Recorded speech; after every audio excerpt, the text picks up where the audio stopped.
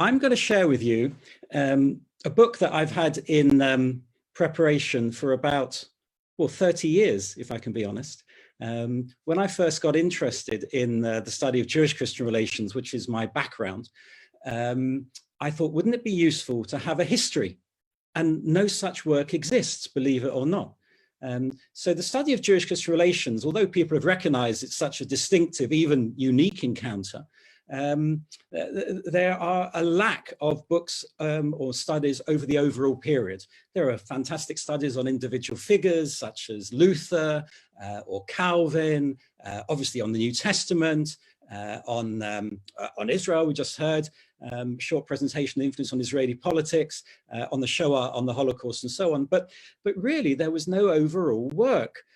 So the first thing that I personally got involved in was a dictionary of Jewish-Christian relations, which was published in 2004, and then an introduction to Jewish-Christian relations, a kind of undergraduate textbook published in 2010.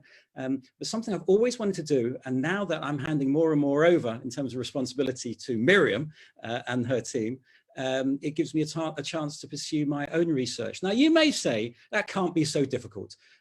Surely it's not difficult to produce a single volume history, a documentary history of Jewish-Christian relations. I'm telling you it is. Can you imagine trying to select 200 documents, the key documents, to uncover and unravel this intimate and intricate relationship over 2,000 years? It's quite a task, and I don't think any single scholar is up to it. I'm certainly not. But what I've done is bring together scholars from around the world, actually, to help on this journey, select the documents. Now, it would seem straightforward, you'd think, and I'm going to raise two particular challenges, which I'd like your help on, actually.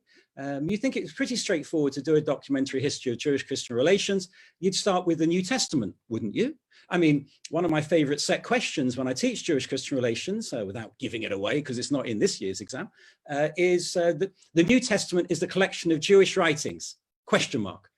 And of course, the answer is yes, no, and maybe. I mean, of course, it's Jewish writings. It's about a Jew. It's mainly written by Jews.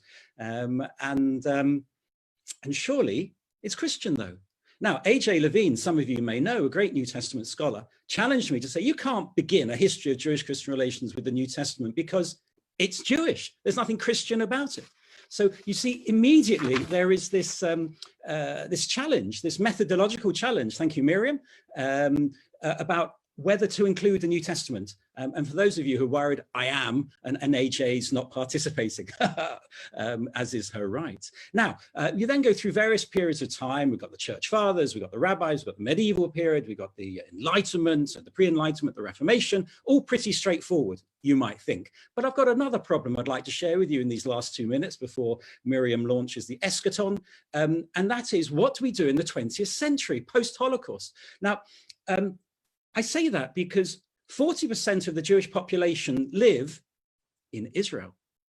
But yet the number of documents on Jewish-Christian relations that come out of Israel in modern times are minimal, hardly at all. So what does one do when you consider that 40% of the Jewish people today live in one place, which has hardly produce anything specific to Jewish-Christian relations? I mean, if there are any listeners here who can prove and tell me wrong, I'd love to hear from you.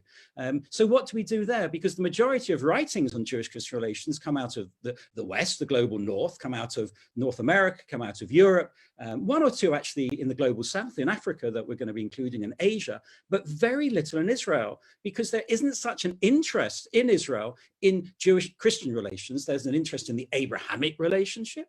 But really, as far as Jewish-Christian relations are concerned, very, very little. So the question is, what do we do? Now, I'm going to leave that as a question because I'd like you to answer it. I will tell you if you ask me what we're doing about it. And one final thing, what's the point of it? Well, the point of it is to illustrate this incredible journey from a family, an internal family, to one of separation and denigration and persecution, but to a renewal of relations, particularly in the last 50 years, which in many ways I think epitomizes what we all seek I seek, and I'm sure Miriam does, from the Wolf Institute. That is a renewed understanding of the relationship. And it's my hope as editor of this volume that we will contribute towards it.